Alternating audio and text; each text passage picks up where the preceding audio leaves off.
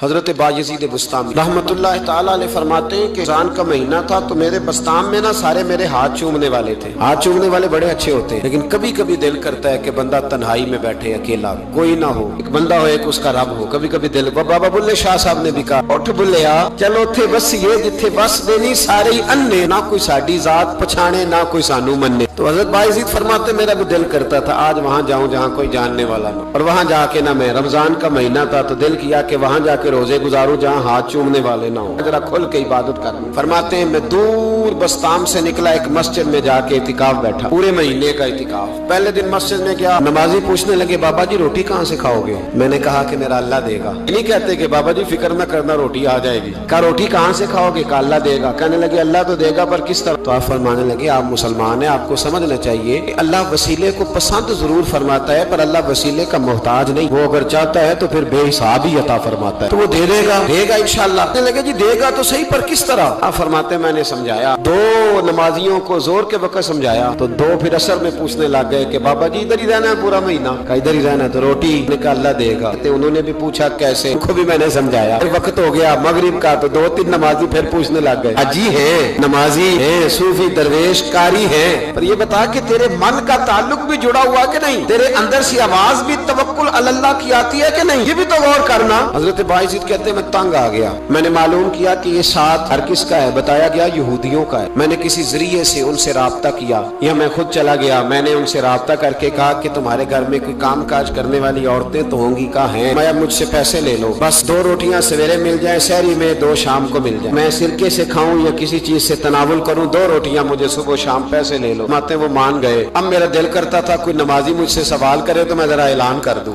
کہ میرا بندوبست ہو گیا ہے، میں ذرا اعلان کر دوں کہ میرا بندوبست. حضرت نے کہہ بھی دیا لا الہ الا اللہ تو کیا حاصل، دل و نگاہ اگر مسلمان نہیں تو کچھ بھی. فرماتے میں ایک نمازی نے اثر میں پوچھ لیا کہ بابا روٹی، تو میں بول پڑا، میں انتظار میں تھا. میں بولا، میں نے کہا نمازیوں، حاجیوں، درویشوں، رمضان کے روزے رکھنے والوں، صائم الدہر قائم اللیل لوگوں، یہ ساتھ میرے پڑوس میں مسجد کے یہودی ہیں، میں نے پیسے چکا دیے ہیں، 2 روٹیاں سویرے 2 شام مل جائیں. میں نے اعلان کیا تو نمازی چپ کر گئے. اب 3 دن بیت گئے، کسی نے پوچھا ہی نہیں. اللہ، کسی نے پوچھا نہیں روٹی کہاں سے آئے. حضرت بایزید فرماتے ہیں فجر کا وقت تھا، سر سجدے میں رکھ کے میں کھول کے رویا اور نماز پڑھ کے میں نے نمازیوں سے کہا او نمازیوں آؤ دوبارہ سے کلمہ پڑھے، آؤ پھر سے کہیں لا الہ الا اللہ، آؤ پھر سے کلمہ پڑھے. کہتے نمازی کہنے لگے تو کون ہوتا ہے ہمیں دوبارہ کلمہ پڑھانے والا؟ انہیں کہا یارو کس طرح کے مسلمان ہو کہ میں روز کہتا رہا اللہ دے گا، تم کہتے تھے کیسے دے گا، اور جب میں نے کہا 2 روٹیاں یہودی دے دیں گے تو تم خاموش ہو گئے ہو. مجھے بتاؤ جن لوگوں کا یہودیوں پہ توکل مضبوط ہو اور رب پہ توکل کمزور ہو انہیں دوبارہ کلمہ پڑھنا چاہیے کہ نہیں پڑھنا چاہیے؟ انہیں دوبارہ اللہ تبارک و تعالیٰ کی توحید کی شہادت دینی چاہیے کہ نہیں دینی چاہیے؟ پھر سے کلمہ پڑھے. حضرت نے کہہ بھی دیا لا الہ الا اللہ تو کیا حاصل، تو نگاہ اگر مسلمان نہیں تو کچھ بھی نہیں. کلندر لاہوری بول کے کہنے لگے جو میں سر بسجدہ ہوا کبھی تو زمین سے آنے لگی صدا، تیرا دل تو ہے صنم آشنا، تجھے کیا ملے گا نماز میں؟ بھائیو اخلاق کی پہلی سیڑھی یہ ہے کہ تیرا اپنے رب پہ بھروسہ کتنا ہے. تیرا انویسٹر پہ بھروسہ زیادہ، ٹریڈ پہ بھروسہ زیادہ، لیڈر پہ بھروسہ زیادہ، تیرا انڈسٹری کے مالک پہ بھروسہ زیادہ ہے کہ اللہ پہ بھروسہ زیادہ؟ اور دوسری سیڑھی اخلاق حسنہ کی ہے شکر کرنا. ہمارے یہاں نا دکھوں پہ فوکس ہے کہ جسے پوچھے کیا حال ہے تو اس کے وجود میں 360 ہڈیاں ڈاکٹر بتاتے بھائی صاحب طبیعت کیسی ہے؟ کہتے ہیں یہ گھٹنا بڑا درد کرتا ہے. اللہ کے بندے 359 ٹھیک ہے نا تیری، ان کا بھی ذکر کر. ایک ٹھیک نہیں تو اس کا نام لے لیا، کہتا ہے گھٹنا بڑا درد کرتا ہے، تو باقی ساری ٹھیک ہے نا، ان کا ذکر ہی نہیں کیا. حضرت رابعہ بصریہ رحمت اللہ علیہا پڑوس میں ایک نوجوان رہتا تھا. جو ہمارے دائیں بائیں لوگ رہتے ہیں نا جن کے ساتھ بچپن گزرتا ہے بندہ جانتا ہے. تو نوجوان ایک دن گھر سے باہر نکلا، اماں جی اسے بڑا پرانا جانتی تھی. باہر نکلا تو سر پہ اس نے سرخ رنگ کی پٹی باندھی. اماں جی کہنے لگے بیٹے خیریت ہے؟ وہ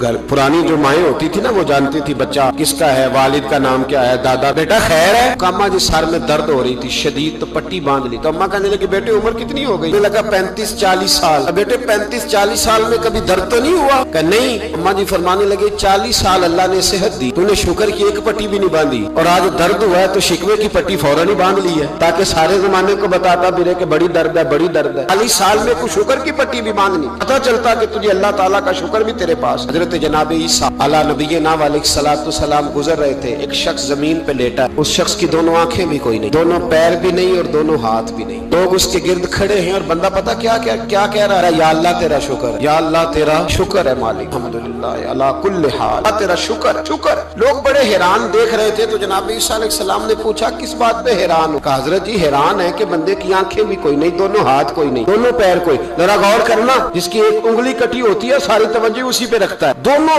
हाथ ही नहीं, दोनों पैर ही कोई नहीं, आंखों से नाबीना, अल्लाह शुक्र है। लोग अर्ज करने लगे हुजूर इस बंदे के हाल पर हैरान है कि आंखें भी कोई नहीं, हाथ भी नहीं, पैर भी, शुक्र शुक्र पुकार रहा। जनाब ईसा करीब गए और उसके कान के साथ मुंह लगा के कहने लगे किस बात पे शुक्र कर रहे हो? हाथ है ना पैर है ना आंखें हैं? कहने लगा हुजूर कोई अर्ज नहीं, हाथ नहीं, आंखें नहीं, पैर नहीं, बीवी नहीं, बच्चे नहीं, घर नहीं, और शुक्र है अल्लाह ताला का, उसने मुझे ईमान की दौलत तो अता फरमाई हुई। हुजूर मैं साहिब ईमान हूँ। शुक्र की बात नहीं कि इतने सारे काफिरों में मैं कलमा पढ़ता हूँ। हुजूर आप पूछ रहे हैं शुक्र किस बात का? इन लोगों को बताएं कि जिसके सराहने अल्लाह के नबी जनाब ईसा अलैहिस्सलाम खड़े हो वो शुक्र अदा न करे। मैं बड़ा शुक्र नहीं कि मैं जनाब ईसा का कलमा पढ़ता हूँ, मैं अल्लाह तबारक व तआला पे ईमान रखता हूँ, ये मकाम शुक्र नहीं। तो भाई शुक्र का मकाम है, दूसरा इखलाक है, तीसरा सब्र करना। हमारे यहाँ सब्र पता क्या है? किसी के घर में किसी का इंतकाल हो गया तो महीना बाद सीना को भी हुई माज़अल्लाह, तो ने कुफरिया जुमले बोले, बड़ा कुछ कहा, बड़ा कुछ। महीने के बाद पूछा क्या हाल है? कहते सब्र आ गया। ये सब्र नहीं आया, ये जख्म सही हो गया है। सब्र किसको कहते हैं? मुस्लिम शरीफ में नबी पाक अलैहिस्सलाम का फरमान है, फरमाया इन्नमा सब्रुहुम इंद सदमतुल ऊला, फरमाया ऐन जब तुझे मुसीबत की खबर पहुंचे उस वक्त अगर तू सब्र करे फिर तूने सब्र किया। उस वक्त अगर तू कहे इन्ना लिल्लाहि इन्ना